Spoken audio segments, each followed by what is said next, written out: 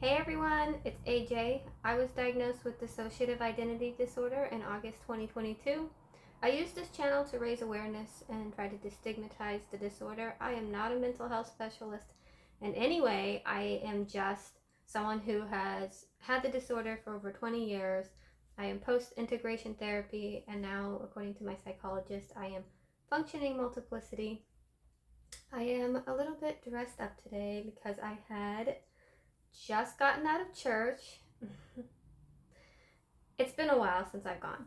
So, just because of how my disorder was treated, how my disorder and my symptoms of my disorder was treated, I hadn't gone to church in a long time.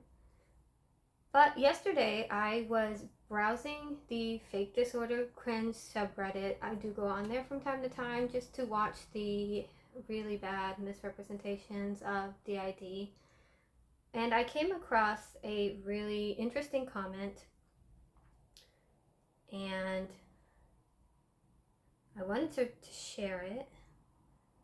So this was a comment that was left under a DID video, and it says, "It's interesting how these people claiming to be diagnosed with DID rarely claim to be diagnosed with any of the common comorbid disorders that often come along with DID.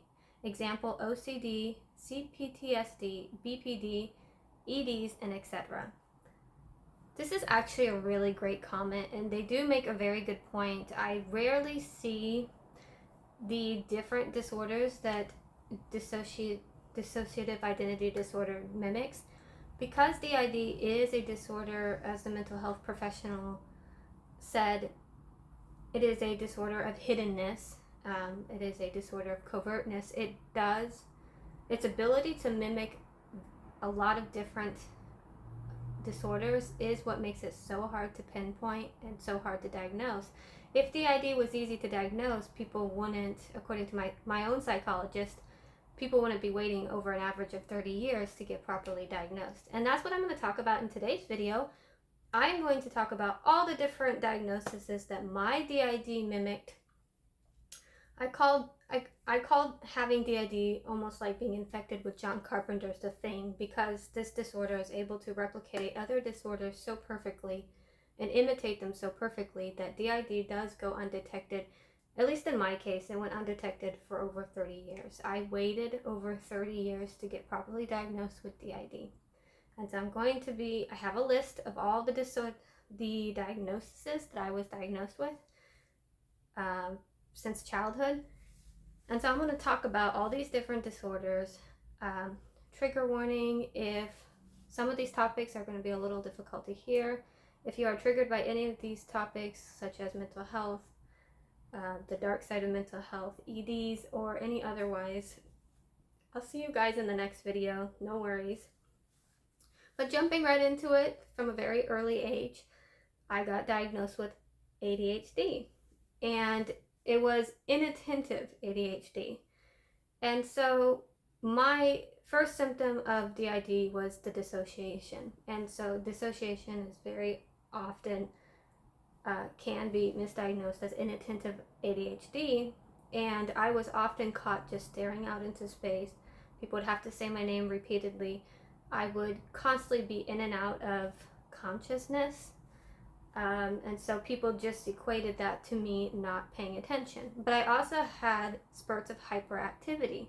And I do believe that was probably my alter Luxlin. She's very, very high energy, and she is very all over the place. She's very friendly and outgoing. So when you take a child who is currently dissociating and then suddenly become very, very hyper, I can see how that would be mistaken as ADHD. Luxlin can be very flighty sometimes and just not really paying attention. So I was diagnosed with ADHD from a very young age, but that diagnosis had never really set right with me because I was put on ADHD medication and I had an extremely bad reaction to it. So that's what's making me think that the ADHD diagnosis was not correct. But I've also been recently evaluated for adult autism, and I did read online that autism in girls can be misdiagnosed as ADHD. Part of my autism testing, adult autism testing, was a crossover of ADHD testing. So it'll be interesting to see if I might have ADHD autism, but I really don't think that's the case. I'll find out on Tuesday. So my ADHD diagnosis could either be a misdiagnosis of the DID or a misdiagnosis of the possible autism. The next one I had was PTSD. Obviously coming from a Romanian orphanage, that was a very traumatic thing. So PTSD is very often comorbidity with DID, because in my diagnostic letter it says that the symptoms of childhood dissociative identity disorder is commonly found in repetitive abuse and trauma experienced in childhood, and I experienced the orphanage from the ages of 6 months until 2.5. So that is going to cause some long-lasting trauma, long-lasting damage. So I did have very visceral reactions of trauma, like I would rock back and forth, I would curl up in a ball. There was one time a male doctor came into a room and I just started screeching and wailing. I don't remember this was reported to me. And I just had like this reaction that I knew something bad was going to happen, but I couldn't do anything to stop it. So childhood PTSD is very plausible, especially in cases of DID. So that was a diagnosis that I got. I got a diagnosis of oppositional defiance disorder. I was very adversarial. I wouldn't do anything that my parents told me to do. Everything was a battle. And I like to call it, now this is a made up disorder, I like to call it rigor defiance disorder. I talked about in my interview with Michelle, once my dad's wife started leaving me with this woman from church that I didn't know all day while we were building the house that I was never told about. We were moving. So during that building process, I guess I would run away and I would hide because I was scared. And hiding is a very common trauma response that is conducive to a childhood symptom of DID. And so to keep me safe, I was left with someone I didn't know. And so Rigora found that as a threat. And so when that leaving me with that woman every day proved that Rigora that there was a willingness to put me in danger, that's when Rigora really surfaced around the age of when I was 5 or 6 years old, and that's when she just started battling everybody. And so that's why I call it Rigora defiance disorder, because when you have a protective alter who has protected the child so far, they're not going to need anybody else to protect that child. They're going to do it on their own, and they're not going to listen to anybody. They're also not going to bond with anybody and form that emotional connection, which leads to my next diagnosis, which was reactive attachment disorder. So I was adopted under the false pretense that if my parents loved me enough, it would be okay, it would be fine, them not knowing the condition and the damage, the permanent damage that had been done to my psyche beforehand. And so obviously I did not bond. I did not ever form an emotional connection with either of my parents. I didn't see them as my parents, and I don't, to this day, I don't see my dad's wife as my mom. I have always saw myself as not having a mother. I talk about in my interview that I do remember very clearly the day she emotionally withdrew from me, and that was over 20 years ago. Might have been 10, 15 years ago, but it was a very pivotal moment where I just stopped considering myself ever having a mother. I do consider myself having a father, but we did have a very difficult relationship because he did have very high standards, and I always felt that I wasn't ever good enough for him, and that I just was the family failure, the family disappointment, the embarrassment. I do touch up on in my interview how it was all about image, and I think to have a mentally ill child that they did not know how to handle, did not have the tools to raise, I think that was an embarrassment to them to some level. But I will say my dad is a wonderful dad. He really does love me. I do not question for 1 minute his love for me. He you know, we do fuss and fight a lot. We have very different opinions, especially when it comes to religion and LGBTQ rights and stuff, but at the end of the day, I do know my dad really does love me, and he is. I really lucked out with my dad. I'm very blessed to have him. He taught me everything I know about being an adult, and because of him, I have the tools and the skills to live on my own. So he is a good dad, but there was never really a true deep bond between either of my parents or me, and I think that was most likely Regora's doing, because especially in the case of my dad's wife, she knew that that relationship was going to be extremely unhealthy and unsafe for me, so Rigora did sever that bond for quite a long time. Eventually, after integration therapy, she gave me the choice of if I wanted to re-establish that connection with my dad's wife or not, and I chose for my own mental health just not to pursue that relationship, and I've been no contact since. And so the reactive attachment disorder, I don't believe was really a misdiagnosis, but I do think it was more a protector identity preventing any kind of bond. So the next diagnosis that I got, this happened when I was probably in my teens, was severe chronic depression. I have been showing signs of severe depression since I was little. You know, I've had multiple unaliving attempts. My first one was when I was actually 6 years old, either 6 or 7, and then I had 3 after that. And so depression very often comes with DID because you are being tormented and terrorized and trapped in your own body, and you literally see no way out, especially if you're diagnosed with, or especially if you're convinced that you are demon possessed. It's a very depressing place to be. You just literally see no way out. You see no end to it. You go to different doctors, you try different treatments, nothing seems to be working. You're not getting any answers. And I personally was just so depressed because I saw no way out. I was also in an unsafe home, and so I just spiraled.